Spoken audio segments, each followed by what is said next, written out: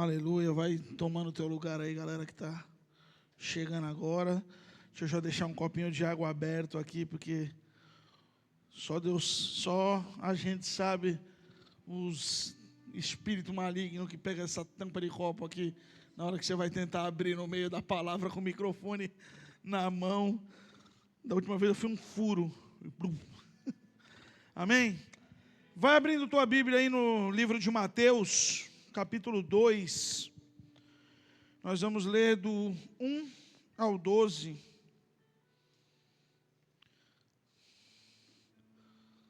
Nada mais propício para a gente falar do que sobre o nascimento de Jesus, né? Estamos às beiras de comemorarmos o Natal. Sabemos que não é a data oficial, como alguns estudiosos dizem, mas é uma oportunidade de você falar de Jesus, de você colocar Jesus na vida de outras pessoas, de você testemunhar sobre o que Jesus tem feito na tua vida. Mateus capítulo 2, a partir do verso 1. Vamos ler só o 1 e o 2, depois a gente vai desenrolando eles. Diz assim: E Jesus nasceu em Belém, na Judéia, durante o reinado de Herodes. Por esse tempo, alguns sábios da terra do Oriente chegaram a Jerusalém e perguntaram: Onde está o recém-nascido, o rei dos judeus? Vimos a sua estrela no Oriente e viemos adorá-lo. Amém? Vamos orar. Pai, em nome de Jesus, aqui está a tua palavra, Senhor. Eu nada sou, eu nada tenho, eu me diminuo nesse momento, Senhor, para que o Senhor vá adiante, para que o Senhor fale e ministre. O Senhor tem liberdade, Senhor, esta manhã, para falar, para fazer, para agir. Faz, Senhor, e fala conforme a tua vontade. Muda o que o Senhor tiver que mudar. Fala e ministra o coração dos meus irmãos, da mesma maneira com que o Senhor tem falado e ministrado ao meu, nesses últimos dias. Em nome de Jesus. Amém e amém.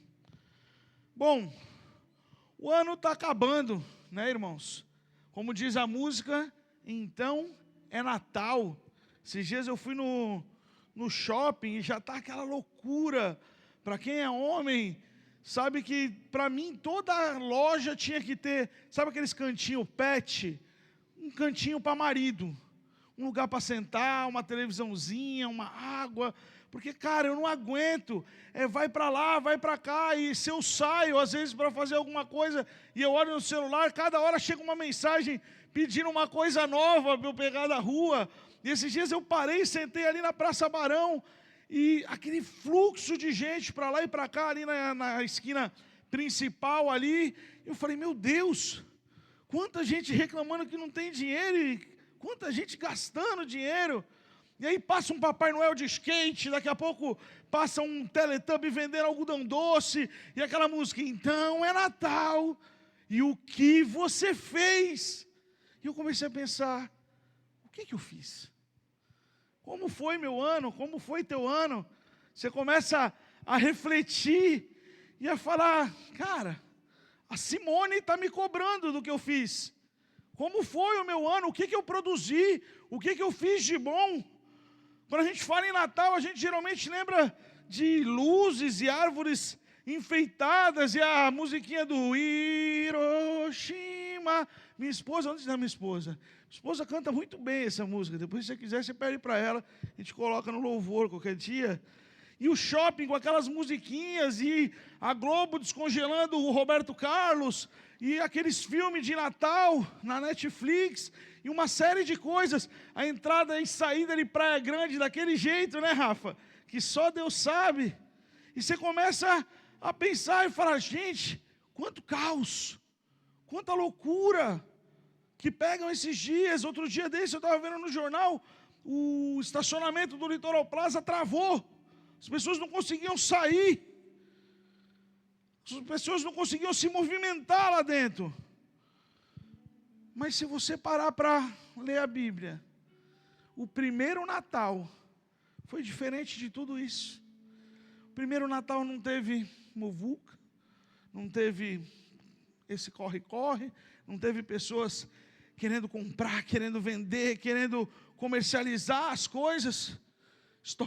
Historicamente, na verdade, o primeiro Natal ele só começou a ser comemorado mais ou menos da maneira com que a gente comemora hoje, pelo nascimento de Cristo ou qualquer outra coisa, no século IV, ali por meados do ano de 336, 35, durante o império de Constantino, que era um imperador mais alinhado com as pautas da igreja. Antes disso, o Natal não tinha luzes, não tinha essas festividades. O foco dos cristãos estava mais em se manter vivo, em provar a encarnação real do Filho de Deus, que ele morreu numa cruz, que ele ressurgiu ao terceiro dia. E encarnação não é aquilo que você leu no livro do Chico Xavier, não. Aquilo é reencarnação, aqui não tem nada a ver. Encarnação é provar que realmente o Filho do Homem veio encarnado, em carne e osso, viveu nessa terra, habitou, fez milagres e deu a vida dele por mim e por você. Mas embora as pessoas não comemorassem, embora até o ano de 300 e tanto ninguém tivesse feito menção em comemorar, os céus celebraram o primeiro Natal, mais de 300 anos antes daquilo, antes do comércio estipular uma data, antes da igreja escolher uma data, porque não, como eu falei no começo, Jesus não nasceu no dia 25 de dezembro. Pelo que os estudiosos dizem, a data foi muito distante até disso. Na verdade, a igreja se apropriou de uma festa que existia. Naquela época era muito comum as pessoas adorarem o Deus Sol, o Deus Lua, os astros e as coisas da natureza. E tinha uma festa chamada Dies Solis Invictus, que é o nascimento do sol invencível. E aí a igreja, naquela de não pode com ele, junte-se a ele, falou, pô, já tem uma festa grande aqui, vamos colocar Jesus no meio. E aí eles colocaram, olha, nós vamos comemorar o nascimento de Jesus nessa data. E deu certo. Afinal, a partir dali começou a criar uma cultura, e hoje eu tenho certeza que a maioria aqui já comemorou pelo menos um Natal, mas nunca comemorou o dia do sol invicto. Então, aquela data ficou estipulada. Mas o que eu quero que você entenda é que antes de qualquer tradição humana, antes de qualquer invenção das pessoas de tentar explicar o inexplicável, enquanto ninguém sabia o que era Natal, Deus, na sua infinita grandeza, bondade e sabedoria, lá do céu, acendeu a primeira luz, o primeiro pisca-pisca da história, uma estrela, no meio do Oriente, no meio do nada, mas uma estrela especial, não uma estrela qualquer, mas um convite, chamando pessoas improváveis, como eu, você e aqueles sábios, para ter um encontro extraordinário, um encontro insuperável com o Rei dos Reis, Senhor dos Senhores. Por isso o tema dessa palavra de hoje é o primeiro Natal. E um detalhe fascinante a respeito desse primeiro dia, desse primeiro Natal, é que, como a gente falou no começo, ele não atraiu multidões. Ele não levou um monte de gente para os centros comerciais da época para comprar presente de amigo secreto e fazer a trend das cores da sacolinha de Jerusalém. Sacolinha do demônio que eu fui fazer essa semana e não sabia nem o que comprar. As pessoas inventam coisas e cada ano parece que tem mais coisa sendo inventada para você comprar, para você correr atrás, para você se preocupar e para tirar o teu foco do real motivo do Natal. Então o primeiro Natal ele não atraiu multidões, ele não atraiu um monte de pessoas. O primeiro Natal tinha o pai, a mãe, o filho, a família e alguns reis magos, alguns magos, na verdade. Quando a gente fala mago, tira da tua mente aquilo que você já viu no Senhor dos Anéis, no Harry Potter. Mago daquela época não tem nada a ver com isso que a gente vê nos filmes. Os magos daquela época, eles eram homens dedicados à observação do firmamento e à interpretação de sinais e profecias, estudos das profecias. E eu acho que é aí que está o grande segredo do porquê esses magos terem sido recrutados para essa noite, através dessa estrela. Eles não estavam simplesmente no lugar certo e na hora certa, mas eles estavam fazendo aquilo para que eles foram chamados. Eles estavam no meio do nada, mas eles estavam cumprindo o seu chamado. A função dele era observar o céu e interpretar o que aquelas coisas queriam dizer, as estrelas, os astros, e eles fizeram isso naquela noite. Eles estavam observando os céus, e eles estavam sensíveis a entender que aquela estrela queria dizer algo. Por isso, não importa se você muitas vezes está no meio do nada, se você muitas vezes está trabalhando, parece que você está rodando em falso, está patinando e parece que não sai do lugar. Se você está fazendo aquilo que o Senhor te chamou para fazer, continua, persiste, vai adiante. Se Ele prometeu, se Ele mandou, Ele é fiel e justo para cumprir. Mas voltando ao primeiro Natal, note que Deus não chamou os religiosos da época. Ele não chamou os patentes, Ele não chamou os príncipes, os reis, os sacerdotes. Ele chamou uns caras simples, uns mochileiros estrangeiros que estavam no meio do nada. Sabe por quê? Deus fez tudo fora dos padrões. Porque o primeiro Natal, ele não foi a respeito daquilo que o homem podia dar para Deus. Ele foi a respeito daquilo que Deus podia dar para o homem. Ele não foi a respeito daquilo que nós poderíamos preparar para o Senhor, mas ele foi a respeito daquilo que o Senhor tinha preparado para nós. Sabe, muitas vezes a gente fica floreando, fica tentando preparar situações. Acho que eu falei isso aqui da última vez. A gente fica tentando manipular, de certa forma, cenários e situações, com boa intenção até. Sabe, quando foi receber Jesus, que Maria se prostrou, e Marta ficou tentando arrumar, faz isso, faz aquilo, prepara um bolo, arruma a casa, limpa. Muitas vezes nós ficamos tentando preparar todo um cenário, nós ficamos tentando preparar um bolo todo confeitado, todo bonito. E Jesus só quer um bolinho de fubá, um cafezinho quente, e sentar contigo na viração do dia, para ter intimidade, para ter um momento juntos. E sabe o que é mais legal de tudo isso? É que aquela mesma estrela que guiou aqueles magos, aqueles sábios, naquela noite, está disponível hoje. Ela pode nos guiar, ela pode me guiar, ela pode te guiar, ela pode guiar qualquer um que ainda esteja disponível e disposto a ter um real encontro com aquele mesmo rei, com aquele mesmo menino, com aquele mesmo Jesus. E hoje, o que eu quero levar a você é uma breve reflexão.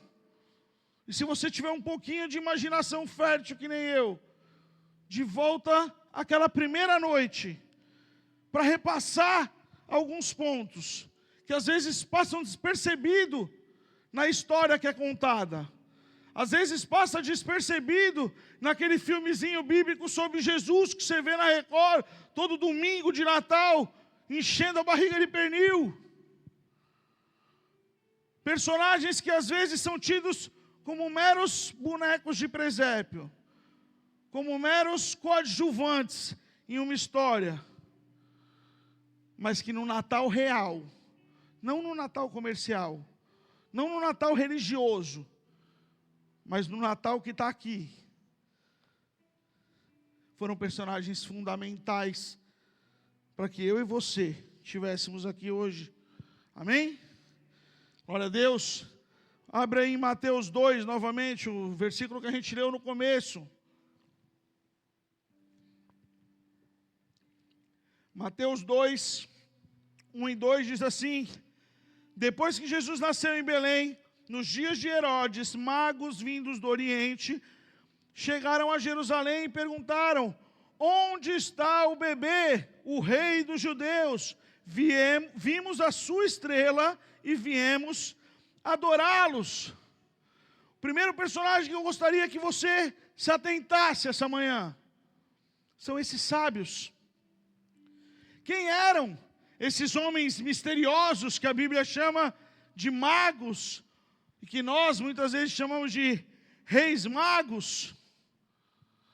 Eles eram sábios do Oriente, provavelmente árabes ou persas, que andavam estudando os astros, as profecias, entendendo o que aquilo queria dizer, mas eles não eram meros adivinhos pagãos. Eles eram estudiosos, respeitados, eles não eram a mãe de nada à época. Sabe, eu lembro, quem aqui teve a oportunidade de crescer nos anos 90, onde a gente estava falando sobre isso, né? Os anos 90 era uma coisa de louco, cara. Você ligava meio-dia na TV, estava o Tiririca na banheira com a Luísa Ambiel, uma criança do lado, e aí daqui a pouco chamava: vem cá, Padre Marcelo, erguei as mãos, e era daquele jeito. E aí no final de ano era certeza que ia chegar a mãe de Ná, ia começar com um monte de previsão. Olha, esse ano um apresentador muito famoso vai morrer. A gente tinha o Carlos Alberto de Nóbrega com 95, o Silvio Santos com 110 e o Cid Moreira com 130. Pô, aí eu também prevejo. Né? Tinha a revistinha do João Bidu. Quem é que comprava a revistinha do João Bidu? Revistinha do João Bidu, eu sei que você comprava, não precisa levantar a mão. Revistinha do João Bidu era da hora. Você pegava final do ano lá, aí ia ver as previsões, aí estava lá: você do signo disso, daquilo, você que é do signo de calango preto, com ascendente macaco prego, vai aparecer alguém muito especial esse ano para você. E aí você ficava lá se defraudando, não podia ver um cara novo chegar no serviço que você... Ai, ui.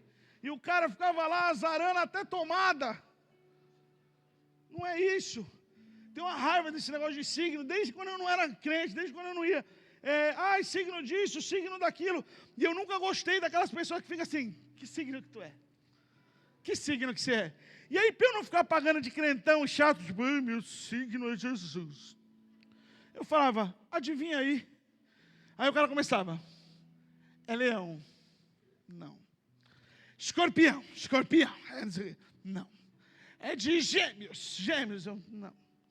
Aí na 10ª vez, cara, é peixes. Aí tu fala: às vezes eu falava até um signo que não era. Aí o cara: isso é tão peixes. Não é tão peixes. Se fosse tão peixes, tu tinha acertado na primeira, na segunda, não na 10ª. Só faltava 2 signos, pô. Mas o que eu estou dizendo é que esses sábios, eles não eram uns adivinhos, charlatões, que nem a gente conhece hoje. Eles eram pessoas respeitadas, eles eram estudiosos da época. E quer saber mais 3 curiosidades sobre eles? Não? Tá bom, a gente segue, glória a Deus. 3 curiosidades. Alguns estudiosos dizem que provavelmente eles nem eram 3. Eles nem eram reis. E os nomes deles não estão na Bíblia. Embora você já tenha visto escrito em cima da porta de alguém. O Joe sabe do que eu estou falando. Tem gente que tem nome para eles lá. Alguns estudiosos dizem que eles não eram 3. A gente deduz que eles eram 3 porque eram 3 presentes. Mas se você parar para ler os textos em Mateus, Marcos, Lucas, e nenhum deles falam que eram 3. Fala alguns sábios, falam uns sábios, um grupo de magos, mas não diz que eram 3. A gente deduz porque eram 3 presentes. Eles não eram reis. Nenhum texto relata eles como reis, magos. Estudiosos deduzem que eram reis porque os presentes eram caros. Ouro, incenso, mirra. Para aquela época eram presentes caros. E eles não tiveram os nomes relatados nos relatos bíblicos. Tem alguns manuscritos, tem alguns apócrifos que citam alguns nomes, mas para mim o que vale é isso aqui. Não está aqui, não tem nome. E eles não tinham nome por quê? Porque a gente não precisava conhecer o nome. A gente precisava saber o que eles fizeram. A mulher que quebrou o vaso, ela não tem nome. Outros personagens muito importantes, a viúva de Sarepta, ela não tem nome. Ela é só a viúva. Aprende uma coisa. Quando você tem um chamado, quando você tem algo de Deus na tua vida para você fazer, pouco importa o teu nome. Você não precisa ser reconhecido. Você precisa ser eficaz. Você precisa estar sensível à voz de Deus, para saber aquilo que Ele tem para a tua vida. E por mais que a tradição tentasse explicar quem era, o que fazia, como eram, esses reis magos, esses magos, na verdade, olha eu falando reis de novo, eles não eram definidos pelo cargo deles, mas eles eram definidos pela busca. Eles estavam no lugar certo, eles estavam na hora certa, mas eles estavam fazendo a coisa certa, eles estavam cumprindo o seu chamado. O valor deles não estava na posição que eles tinham, no cargo que eles exerciam, mas na pergunta que eles carregavam aqui na história. A pergunta carregava uma profecia. Você pode ver que no versículo 2 diz que eles chegaram a Jerusalém e perguntaram: onde está o recém-nascido rei dos judeus? Note que eles não perguntaram: oi, tudo bem? A gente viu uma estrela, tem algum rei por aí? Oi, tudo bem? É daqui que pediram 3 reis magos para adorar um rei? Eles não perguntaram se tinha um rei. Eles chegaram lá e falaram: onde está o rei? Eles entenderam o chamado, a promessa já tinha se cumprido, agora eles só precisavam encontrar esse menino. E aí entra outra parte do versículo que é: vimos sua estrela no Oriente e viemos adorá-lo. O que guiou aquelas pessoas, aqueles sábios, foi a sensibilidade e a visão. Vimos uma estrela e viemos. Eles discerniram o que muitos de nós às vezes deixamos passar batido. Talvez se fosse eu e você lá, Joãozão, olhando para o nada, visse passar uma estrela, ia fazer até um pedido, achando que, eu estou com sorte. Não adianta você estar no lugar certo, na hora certa, mas não está atento, não está sensível àquilo que o Senhor tem te chamado para fazer. Ter sucesso aonde o Senhor não te chamou é a mesma coisa que ter fracasso. Cada um de nós temos um propósito, temos um chamado, mas se nós não o fizermos, das pedras o Senhor levantará filhos de Abraão. Nós precisamos estar sensíveis, nós precisamos estar com a visão calibrada, mas nós precisamos ter atitude. Não adianta a gente entender, a gente ouvir, a gente ver, mas a gente está distraído, ou a gente não ter a atitude de tomar uma posição. Eles falam: vimos a sua estrela e viemos adorá-lo. Eles não viram a estrela e falaram: olha, nasceu o rei do judeu, hein? Ó, Jesus. Eles foram ao encontro de Jesus. E chegando lá, eles não foram simplesmente ver um rei. Eles se prostraram e adoraram. Eu não sei o que o Senhor tem te pedido. Eu não sei o que Ele tem colocado como algo a ser feito na tua vida.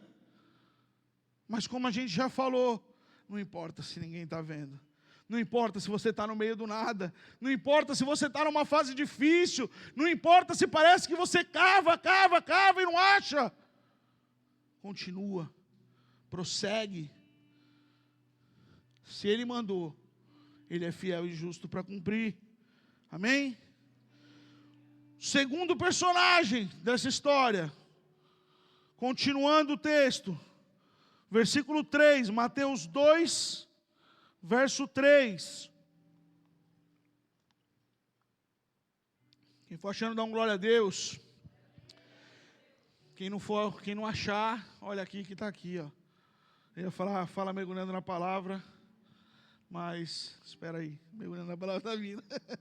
Glória a Deus. Vamos ter outra turma do Mergulhando na Palavra, amém? Se você não fez a primeira, pode se matricular na segunda, provavelmente a partir de fevereiro, nós vamos dar continuidade. Fizemos o Pentateuco, agora vamos continuar de Josué para frente, amém? Mateus 2, a partir do verso 3, diz assim: ao ouvir o rei Herodes, ficou perturbado com ele e todo o povo. Reuniu os principais sacerdotes e os mestres da lei e lhe perguntou: onde nascerá o Cristo? Eles responderam: em Belém, na Judéia, pois assim escreveu o profeta: e você, Belém, na terra de Judá, não é a menor entre as principais cidades, pois de você virá o governante para ser o pastor de Israel. Então Herodes convocou os sábios em segredo e soube por eles o momento em que a estrela tinha aparecido. E disse: vão a Belém, procure o menino com atenção, e quando o encontrarem, voltem e digam-me para que eu também o adore. Só até aí. A estrela que apareceu aquela noite não era só um ponto brilhante. Ela não era só uma estrela cadente ou uma estrela guia, como muitos dizem, mas ela era uma pregação silenciosa. Ela era um chamado para que aqueles magos pudessem identificar e pudessem chegar até o menino. Ela era uma estrela notável, que eles viram ela lá, uma estrela de destaque. E se você vê aqui, a primeira coisa que fala é que o rei da época, ele se perturbou com aquilo. Assim como toda estrela, como tudo que se destaca, você sempre vai perturbar alguém. O Espírito Santo que habita em você, você só de querer fazer as coisas certas, muitas vezes você vai ser criticado, você vai ser perseguido, você vai ser insultado. Mas ali diz que ela não mexeu apenas com o rei, ela mexeu com toda a Jerusalém. Miqueias 5:2, não precisa abrir, eu vou ler aqui, diz assim: mas tu, Belém, embora seja pequena entre os clãs de Judá, de ti virá aquele que será o governador de Israel. Por que ela mexeu com toda Jerusalém? Porque se aquilo fosse verdade, se realmente aquela estrela tivesse levado eles até o nascimento do Messias, que já era esperado naquela época, ela revelava que Deus estava em movimento, que as coisas estavam acontecendo, que as profecias estavam se cumprindo. Assim como hoje, quando você começa a ver um monte de guerra, rumores de guerra, pai matando filho, filho matando pai, você olha e você fala: cara, nunca teve tão próximo. As profecias estão se cumprindo, era o que estava acontecendo ali. Aquela luz indicava que Deus continuava fazendo. E isso incomodou o rei, porque a luz de Deus incomoda quem quer colocar o seu ego no trono. A luz de Deus sempre vai incomodar aqueles que estão preocupados em aparecer mais que Deus. Agora pensa nessa estrela como se fosse o Espírito Santo na tua vida. A palavra diz que ela era uma estrela guiadora. Versículo 9, ela se moveu e conduziu. Ela não abandonou aqueles que buscavam. Eles foram atrás dela E ela conduziu eles até o ponto que eles precisavam chegar. Sabe quando Moisés estava saindo? E ele falou: nós não iremos nos mover se a tua presença não for conosco. Essa estrela é como se fosse o Espírito Santo na minha e na tua vida. Nós precisamos seguir o Espírito Santo, a luz de Deus, porque é ela que vai nos levar a um encontro real com Ele. Versículo 10 diz que ela era uma estrela alegradora. Eles se alegraram com grande alegria. A presença de Cristo nunca deixa ninguém igual. É impossível você entrar na presença de Jesus e você sair da mesma forma. Sabe, eu aprendi algo logo no começo da minha conversão e até hoje eu carrego isso. Às vezes, quando eu consigo chegar um pouco mais cedo, me ajoelhar em algum canto, ou fazer alguma oração antes de começar o culto, a minha oração é: Senhor, não deixe eu sair daqui da mesma maneira que eu entrei. Faz algo, por menor que seja, porque qualquer coisinha que o Senhor fizer, já vai ser gigante na minha vida. Você não pode chegar aqui sem expectativa nenhuma. Não é só mais o culto, não é só uma manhã. Você não está batendo cartão, ninguém está te obrigando a estar aqui. Cada dia que você chega aqui, você precisa estar com expectativa. Você precisa esperar encontrar o Rei. Você precisa esperar que essa estrela brilhe e te leve ao encontro real e diário com Ele. E essa estrela também era uma estrela única e particular. Ela não era qualquer estrela, ela não era a estrela de qualquer um, ela não era como as estrelas hoje em dia, que quando você descobre uma estrela, acho que você pode colocar o nome, você pode registrar alguma coisa. Não, aquela estrela ela já veio com o registro dela carimbado. Ela era dele, ela era sobre ele, ela era para ele. Números 24:17 diz: uma estrela precederá de Jacó. Pedro, em 2 Pedro diz: uma estrela nascerá em vossos corações. E Apocalipse sela dizendo: eu sou a brilhante estrela da manhã. A mesma estrela que brilhou naqueles dias, brilha hoje e vai brilhar até o final dos tempos, até que Ele venha, até que você se encontre com Ele e vá para a glória. Mas isso é necessário uma busca diária e incansável da minha e da tua parte. Aplaude o Senhor.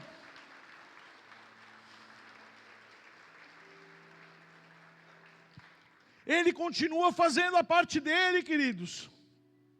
Nós é que precisamos fazer a nossa. A estrela continua apontando para Jesus. Cabe a nós seguirmos. E o terceiro e último personagem é o rei.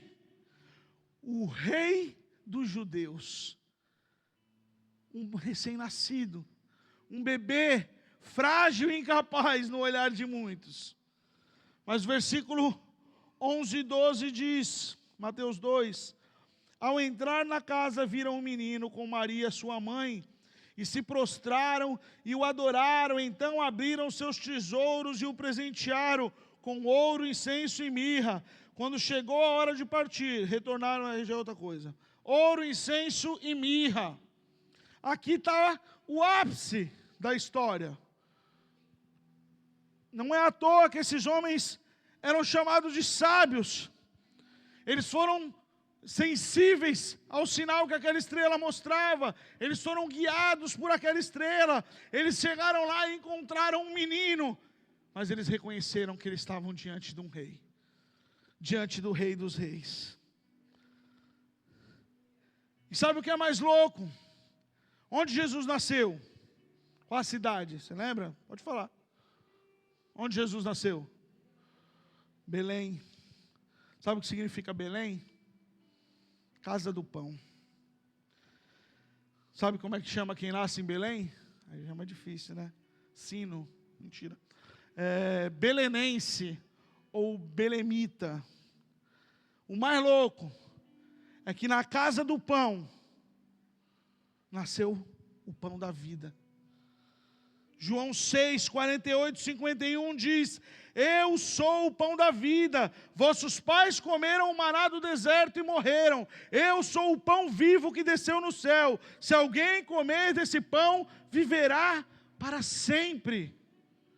O pão eterno, o pão que ia saciar a fome de todos aqueles, nasceu num lugar chamado Casa do Pão. Da Casa do Pão estava vindo o pão da vida, aquele que sacia a tua fome, não física, mas espiritual, a fome da tua alma, aquele vazio que ninguém pode preencher. É isso aqui, é o pão da vida. Sabe aquele louvor que diz: quem já pisou no Santo dos Santos?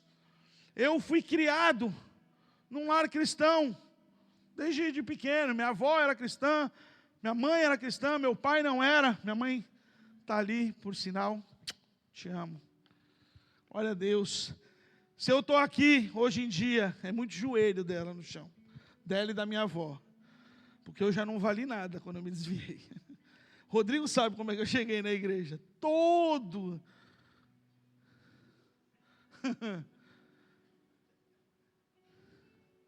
Até fugiu aqui. Mas só Ele pode te alimentar. Quando eu cheguei na igreja, eu estava andando de lugar em lugar, procurando me saciar com diversas coisas, drogas, zoeira, mulheres, e nada disso preenchia um vazio que estava dentro de mim. Só Ele pode preencher o vazio que está no teu coração. E outra coisa, Ele não veio dali à toa. Mateus 1, 21 diz: e dará à luz a um filho, e chamará seu nome Jesus, porque Ele salvará os pecados do povo. Ele não vem só para te alimentar, Ele não vem só para preencher o vazio que está dentro de você, Ele vem para pagar tudo aquilo que ficou de velho, tudo aquilo que te faz mal, tudo aquilo que Satanás tenta jogar na tua cara, tenta te confrontar, tenta te intimidar. Ele veio para pagar. Ele salvará os pecados do seu povo. Ele não veio para impressionar. Ele não veio para governar Roma, como muitos acreditavam naquela época, mas Ele veio para libertar o coração daquelas pessoas. E isso chegou até nós. E talvez por isso a recepção daqueles reis magos. Talvez por isso eles ofereceram o que eles ofereceram. Talvez eles já soubessem qual era o destino daquele rei. Porque o ouro representava a nobreza. Eles estavam reconhecendo a nobreza de Jesus. O incenso reconhecia Ele como Deus. Eles estavam reconhecendo a divindade de Jesus. Mas a mirra, ela era muito usada nos preparos para embalsamamento de mortos naquela época. Talvez eles já soubessem qual era a missão que um rei divino morreria. Sabe por quê? Olha para o irmão que está do teu lado e fala: por você. Olha para o irmão que está do teu outro lado e fala: foi por mim. Um rei divino veio à terra, se encarnou em carne e osso, nasceu, viveu, morreu por mim e por você. Mas Ele ressuscitou.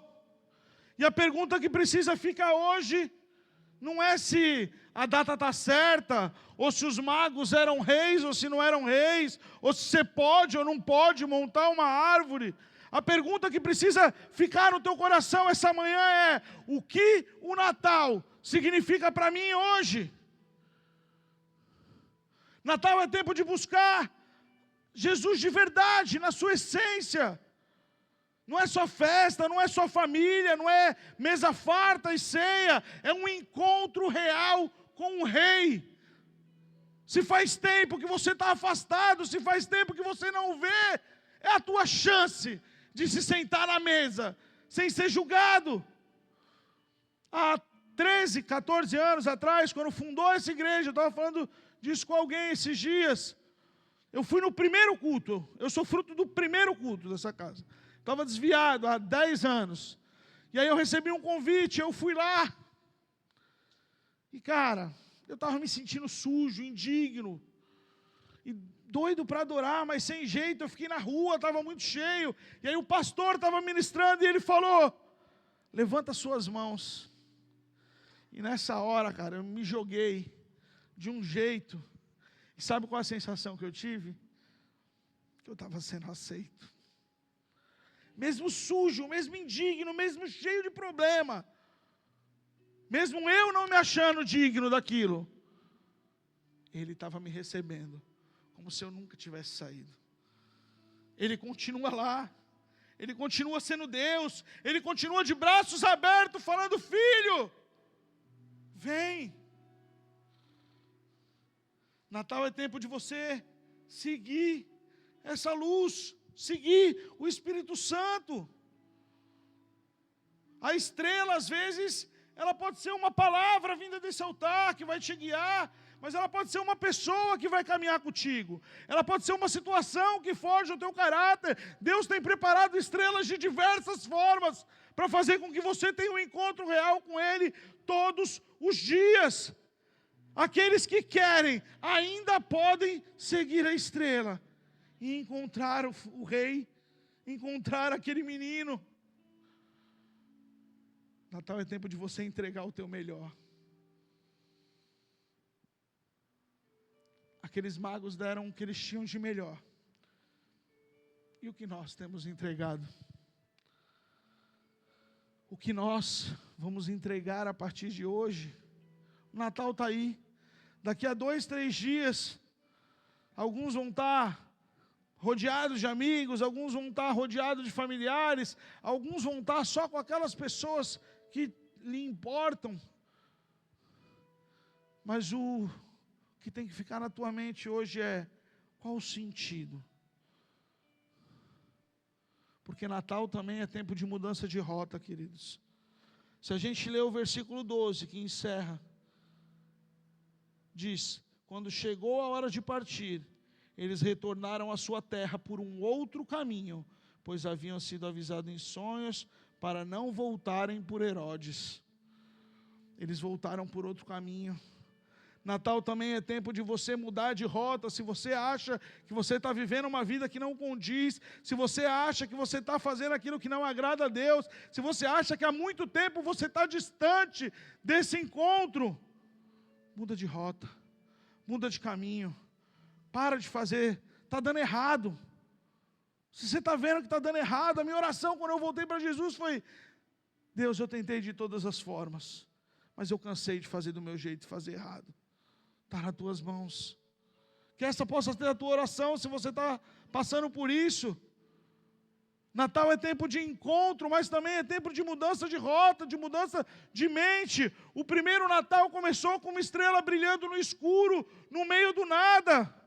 Hoje a luz é o próprio Cristo brilhando no meu e no teu coração. E assim como os magos foram guiados, foram alegrados, foram transformados, nós também somos chamados a seguir essa luz e ter um encontro real com Ele. O Natal não é sobre encontrar um presente, mas é sobre encontrar o presente. Encontrar o Rei dos Reis. Aquele que veio em carne e que morreu por mim e por você.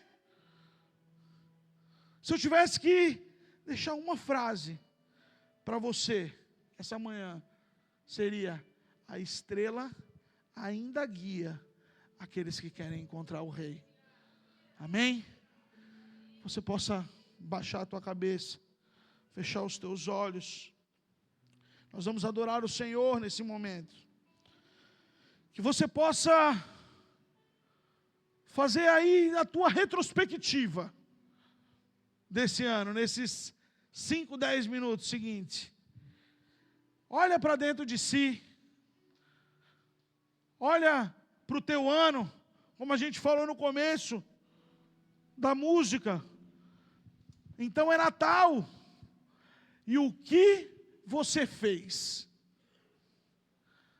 Porque na sequência da música diz: o ano termina, mas nasce outra vez. Não é o fim. O fim é só quando Ele voltar, irmãos. Até que Ele venha, nós precisamos ter um encontro diário com o Filho de Deus. Nós precisamos ter um encontro diário com aquele que deu a sua vida por amor a mim e a você.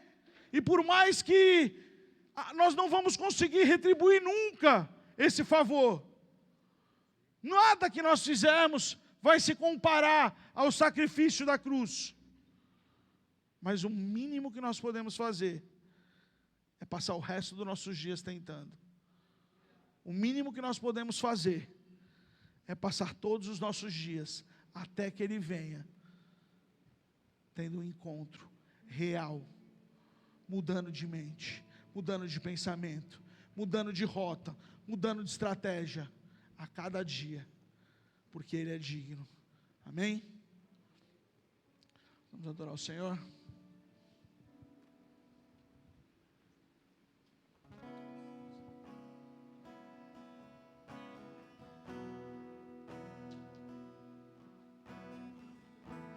Se coloca de pé.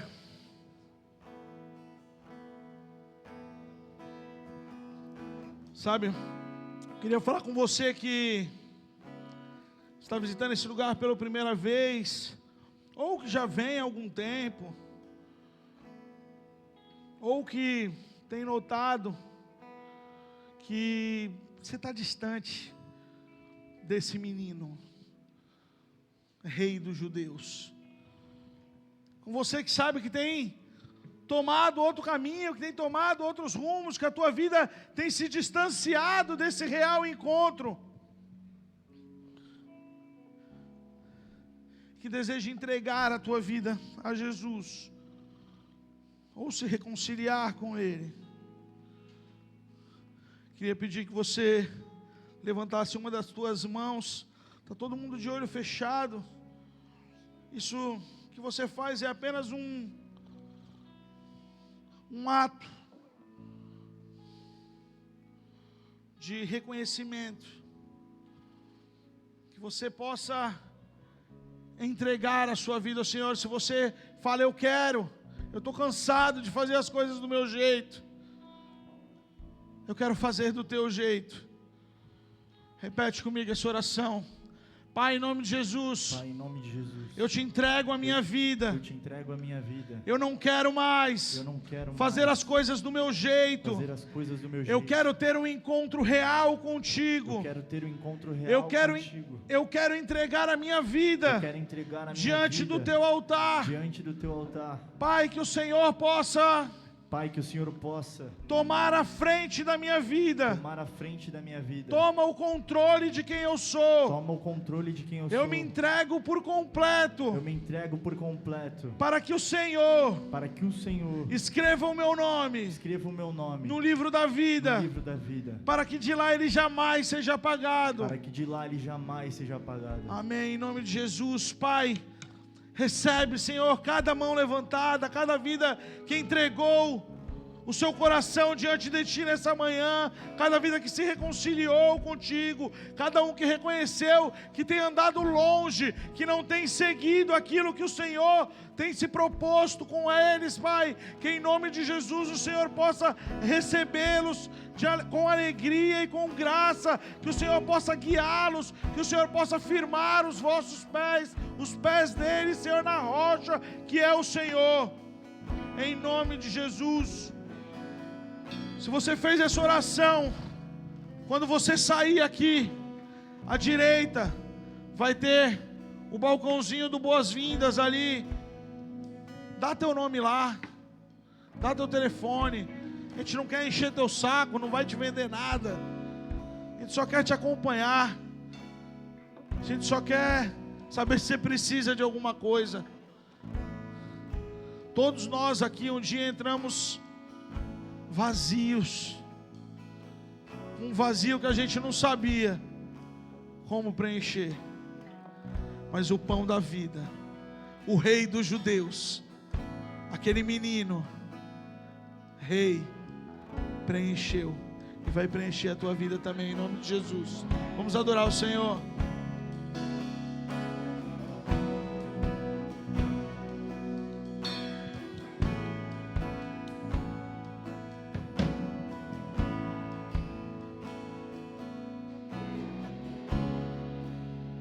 Tu és o Rei, ninguém pode mudar.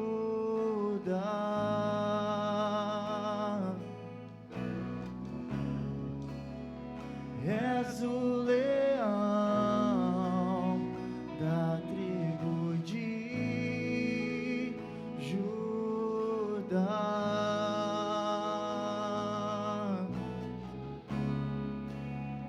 Tu és o Rei, ninguém pode mudar.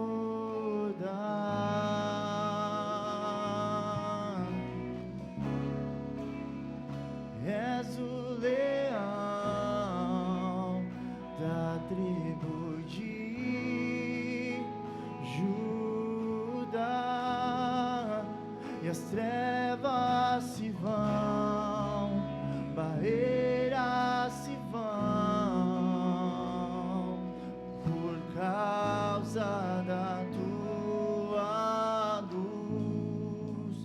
E as trevas se vão, barreiras se vão, por causa da tua luz. Ele é a estrela da manhã, Ele é a estrela da manhã, e Ele brilha, e Ele brilha, e Ele brilha neste lugar. Ele é a estrela da manhã, Ele é a estrela da manhã, Ele brilha, Ele brilha, Ele brilha neste lugar. Ele é o leão de Judá, Ele é o leão de Judá. Ele é o leão, Ele é o leão, Ele é a estrela, Ele está aqui, Ele está aqui, Ele está aqui. Oh! Ele ruge neste lugar.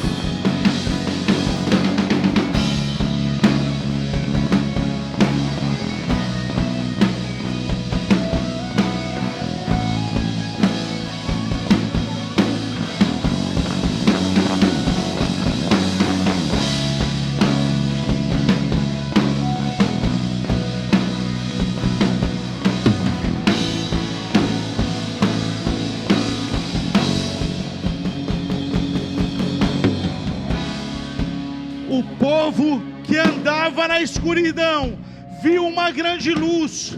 Para os que viviam na terra das trevas, uma luz brilhou. Tu multiplicarás a nação de Israel, o seu povo se alegrará, pois tu quebrarás o jugo da escravidão que nos oprimia e levarás o fardo que nos pesava aos ombros. As botas dos guerreiros e os uniformes manchados de sangue serão queimados e servirão como lenha para o fogo, pois um menino vos nasceu, um filho lhes foi dado, e o governo está sobre os seus ombros, e ele será chamado Maravilhoso, Conselheiro, Deus Forte, Pai da Eternidade e Príncipe da Paz. Ora la basuriandere!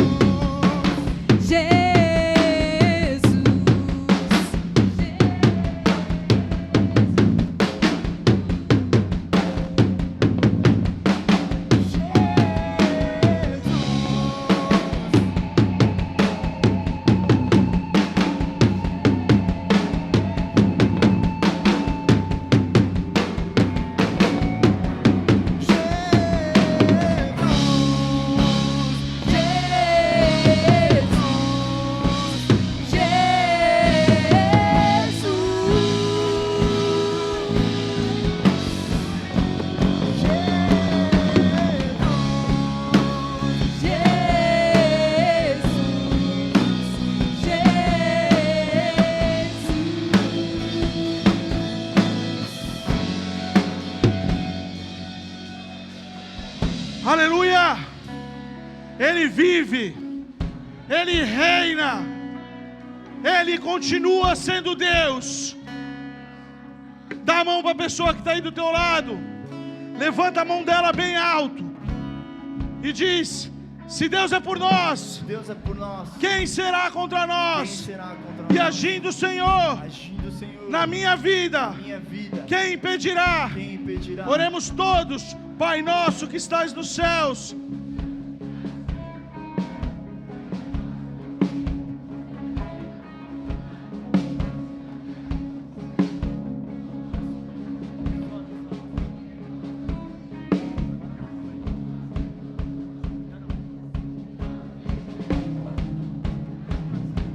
porque teu é o reino, o poder e a glória para sempre. Amém e amém.